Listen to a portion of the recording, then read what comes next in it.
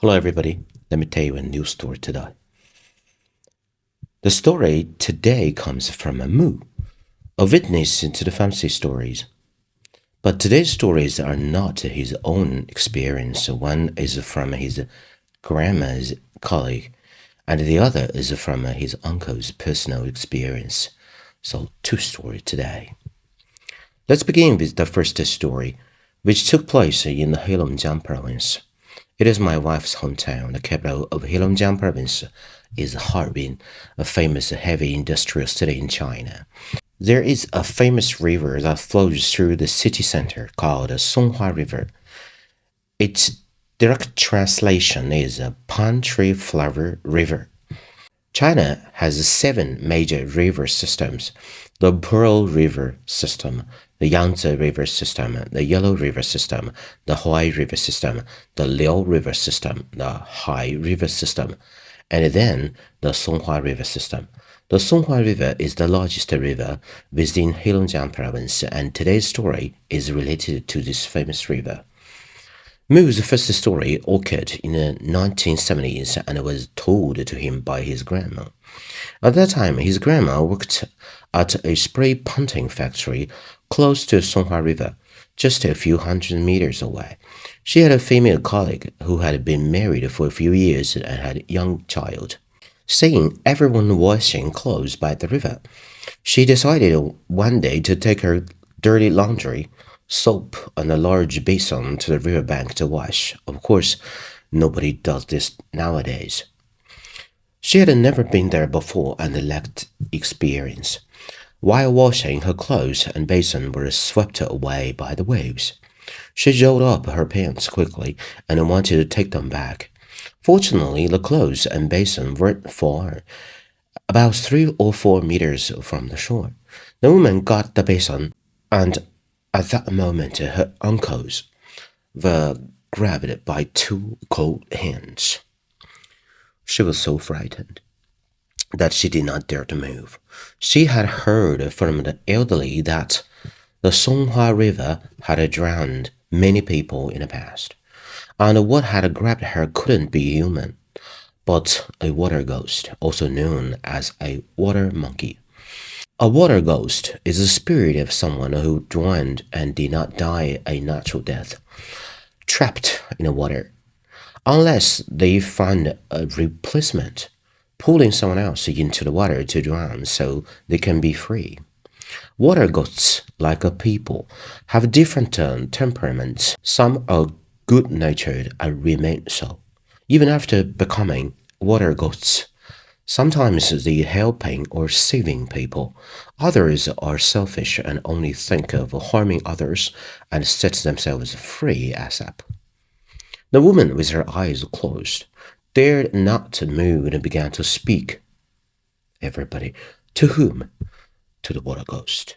She said, I've only been married for a short while. My child is very young, and life is not easy. Please spare me. We have no grudges, so please don't take my life. I will burn paper money for you during the holidays, she said in many pleading words. Strangely enough, after speaking for a while, she felt the hands on her ankles were released. Her feet were numb, and she returned to the shore quickly, sat down, and stared the river blankly ahead. When she came to her senses, she checked her ankles and found two purplish brown handprints, evidence of a strong hand gripping her ankles. This was not a dream or an illusion. She hurried home and burned paper money for the water ghost later, as she promised, at the laundry spot, but never returned to wash clothes there again. Okay, second story. In 1985, Moo's uncle was studying at Harbin Number 3 High School. In the 1980s, Number 3 High School was one of the top high schools in Harbin. Moo's uncle had a classmate called Sue, who was good at sports, basketball, and was consistently in the top 3 of his class. He also loved swimming, but his family did not allow him to go. China was very poor in 1980s, and there were only a few swimming pools in the city, and going to the swimming pool cost money. People preferred to swim in a Songhua River for free. It was normal for Su's family to not allow him to swim in the river because every year people drowned while swimming, and the risk was so high. But Su was a high school student, bold and daring, and at that age, parents couldn't control him. In August 1985, the weather in Harbin was quite hot. Su and some classmates went swimming in the Songhua River. He was a good swimmer, but for safety, he bought a life ring, which back then was an inflated car tire that could be used as a life ring. Su swam quite far from the shore and then started swimming back. Suddenly, a pair of hands grabbed his feet and pulled him out of the swimming ring. He struggled desperately, feeling like he was about to die. Fortunately, it was August and there were many people swimming by the river. Although he was far from the shore, there were still quite a few people swimming nearby. When the swimmers around him saw that the young man was drowning, they rushed to save him. Several people went to help, and eventually they pulled him back to the shore. He sat on shore, either sitting in a daze or vomiting, having swallowed a lot of water. Later, when someone asked him how he felt, he did not say anything, just thanked those who saved him and left. Su did not dare tell his family. But after that, he seemed to have changed completely. The once sunny, cheerful, and hard-working young man became preoccupied and dazed after this incident. With a poor complexion, it's estimated that his spirit was frightened out of his body. After a huge shock, a person's three souls and seven senses can be lost, which often happens to kids. For example, if a child cries at night and doesn't sleep after experiencing some shock, it means they have lost their spirits. The solution is very simple, everyone. Take a piece of the child's clothing, and one of the parents goes to the place where the child was frightened. Call the child's name, for example, Amy, my little baby, come back home with daddy. Then go back home and cover the clothes onto the child. Both of my children have experienced similar things, and this is how it was resolved. Mu's uncle and Su were good friends. When Su didn't join a gathering, the friends went to find out what was going on. After asking several times, Su finally said, I almost died when swimming that day, and I saw someone pulling my feet underwater. Fortunately, kind people saved me. Everyone was shocked.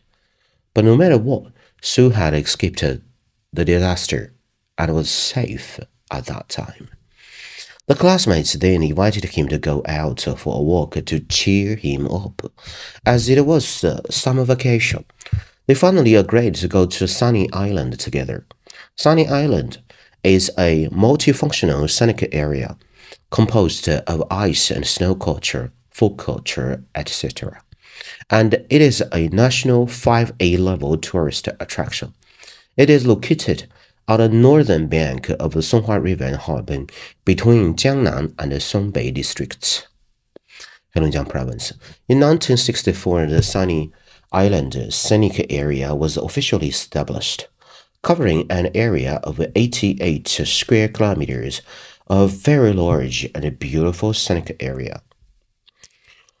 On the appointed day, everyone was going to Sunny Island. Su hesitated, and when asked why, he said, I'm afraid of water now, and I cannot take a boat to the island. Everyone said, then let's walk there. There was a railway bridge connecting the island at the time, so they decided to walk across the bridge to Sunny Island. Su reluctantly agreed, and everyone accompanied him, bringing some food, water, and drinks, and set off. After visiting several scenic spots On the island, everyone was quite happy, but Sue was in low spirits and seemed unhappy. Later, around 2 p.m., one of the classmates suggested they go back, noticing Sue's poor mood, and everyone felt uncomfortable.